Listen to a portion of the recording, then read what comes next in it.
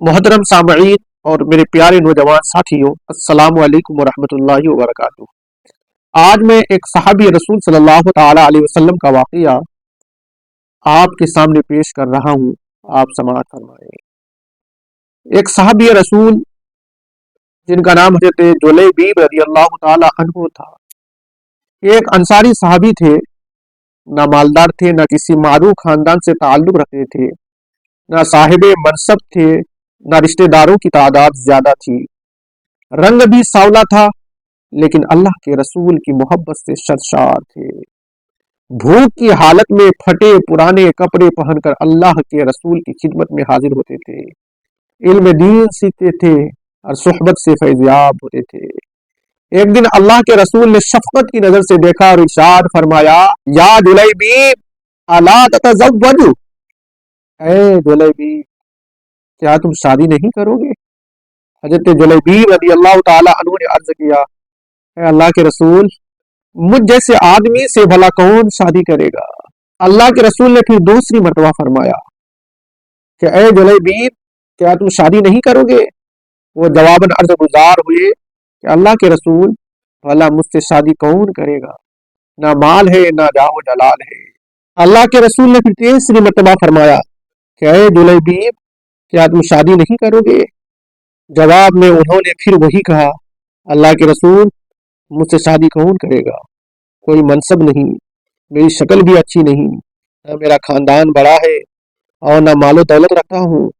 اللہ کے رسول نے ارشاد فرمایا، اذهب الى ذات البيت من الانصار وقل لهم رسول اللہ صلی اللہ علیہ وسلم يبلغكم السلام ويقول زوجونی ابنتکم، فلا انصاری کے گھر جاؤ اور ان سے کہو کہ اللہ کے رسول تمہیں سلام کہہ رہے ہیں اور فرما رہے ہیں کہ اپنی بیٹی سے میری شادی کرا دو۔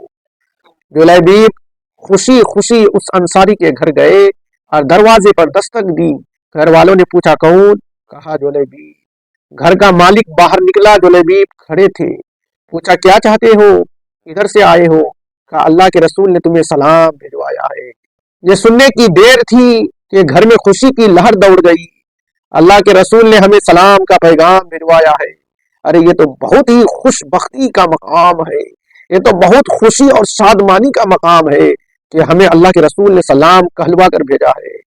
جلیبیب کہنے لگے کہ آگے بھی تو سنیے، اللہ کے رسول نے تمہیں حکم دیا ہے کہ اپنی بیٹی کی شادی مجھ سے کراؤ۔ صاحب خانہ نے کہا ذرا انتظار کرو، میں لڑکی کی ماں سے مشورہ کر لوں۔ اندر جا کر لڑکی کی ماں کو پیغام پہنچایا اور مشورہ پوچھا۔ وہ کہنے لگی نا نا نا، قسم اللہ کی میں اپنی بیٹی کی شادی ایسے شخص سے نہیں کروں گی، نہ خاندان ہے، نہ شہرت ہے، نہ مال ہے، نہ دولت ہے۔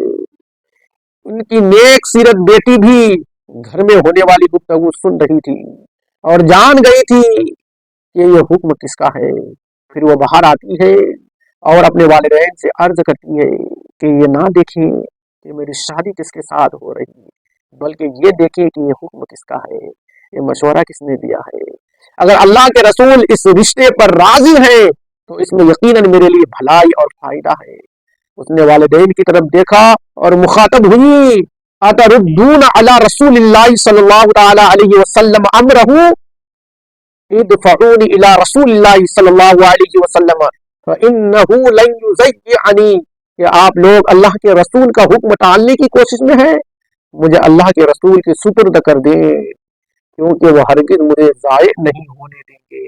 لڑکی کا والد اللہ کے رسول کی خدمت میں حاضر ہوا اور عرض کی، یا رسول اللہ، اے اللہ کے رسول، آپ کا حکم سر آنکھوں پر، آپ کا مشورہ، آپ کا حکم قبول ہے، میں شادی کے لیے راضی ہوں۔ جب رسول اکرم کو اس لڑکی کے پاکیزہ جواب کی خبر ہوئی تو آپ نے اس کے حق میں یہ دعا فرمائی کہ اللہم صب الخیر علیہا صبا ولا تجعل عیشہا کدن، کہ اللہ اس بچی پر خیر اور بھلائی کے دروازے کھول دے اور اس کی زندگی کو مشقت و پریشانی سے دور رکھ۔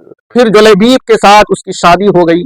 مدینہ منورہ میں ایک اور گھرانہ آباد ہو گیا جس کی بنیاد تقوی اور پرہیزگاری پر تھی، جس کی چھت مفلسی اور محتاجی کی تھی۔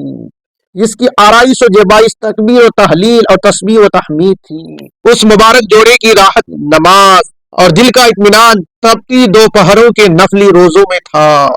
رسول اکرم صلی اللہ تعالی علیہ وسلم کی دعا کی برکت سے یہ شادی بڑی ہی برکت والی ثابت ہوئی۔ تھوڑے ہی عرصے میں ان کے مالی حالات اس قدر اچھے ہو گئے کہ راوی بیان کرتے ہیں فَكَانَتْ مِنْ أَكْثَرِ الْأَنصَارِ نَفَقَةً وَمَالًا، یہ انصاری گھرانوں کی عورتوں میں سب سے خرچیلا گھرانہ اسی لڑکی کا تھا۔ ایک جنگ میں اللہ تعالیٰ نے مسلمانوں کو فتح نصیب فرمائی۔ رسول اکرم صلی اللہ تعالیٰ علیہ وسلم نے اپنے صحابہ کرام سے دریافت فرمایا هل تفقدون من احد، دیکھو تمہارا کوئی ساتھی تو بچھڑا نہیں ہے۔ مطلب یہ تھا کہ کون کون شہید ہو گیا ہے۔ صحابہ نے عرض کیا یا رسول اللہ فلاں فلاں حضرات موجود نہیں ہیں۔ پھر ارشاد ہوا هل تفقدون من احد، کیا تم کسی اور کو گم پاتے ہو؟ صحابہ نے عرض کیا یا رسول اللہ کسی اور کو میں گم نہیں پاتا ہوں۔ صحابہ نے عرض کیا نہیں۔ آپ نے فرمایا لاکنی افقد جلیبیبا فاطلبوہ، لیکن مجھے جلیبیب نظر نہیں آ رہا ہے، اس کو تلاش کرو۔ چنانچہ ان کو میدان جنگ میں تلاش کیا گیا۔ وہ منظر بڑا عجیب تھا۔ میدان جنگ میں ان کے ارد گرد 7 کافروں کی لاشیں تھیں، گویا کہ وہ ان 7 سے لڑتے رہے اور پھر 7 کو جہنم رسید کر کے خود شہید ہو گئے۔ اللہ کے رسول کو خبر دی گئی۔ رؤوف الرحیم پیغمبر صلی اللہ تعالی علیہ وسلم تشریف لائے، اپنے پیارے ساتھی کی لاش کے پاس کھڑے ہو کر منظر کو دیکھا، پھر فرمایا قتل 7 ثم قتلوہ ھذا منی وانا منہ، ھذا منی وانا منہ، اس نے 7 کافروں کو قتل کیا، پھر دشمنوں نے اسے قتل کر دیا، یہ مجھ سے ہے اور میں اس سے ہوں، یہ مجھ سے ہے اور میں اس سے ہوں۔ فوضعه على صاعديه ليس له الا صاعد النبي صلی اللہ تعالی علیہ وسلم، پھر آپ نے اپنے پیارے ساتھی کو اپنے ہاتھوں میں اٹھایا، اور شان یہ تھی کہ اکیلے ہی اس کو اٹھایا ہوا تھا، صرف آپ کو دونوں بازو کا سہارا میسر تھا۔ جلیبیب رضی اللہ تعالی عنہ کے لیے قبر کھودی گئی، پھر نبی رحمت صلی اللہ تعالی علیہ وسلم نے اپنے دست مبارک سے انہیں قبر میں رکھا۔